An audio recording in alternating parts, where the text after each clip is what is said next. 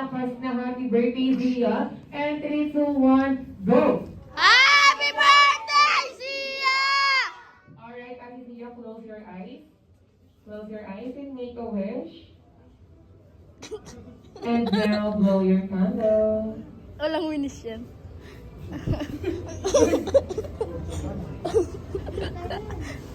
Palakpakan naman natin ang ating birthday present. So dahil syempre, may wish na lang po sila mommy and daddy for her. Kasi, siya lang ay maging mabuti tao ka, be. Alien yun eh. Alien yun. Birthday, ang wish ko, sana mag-aral ka mabuti. Yun lang.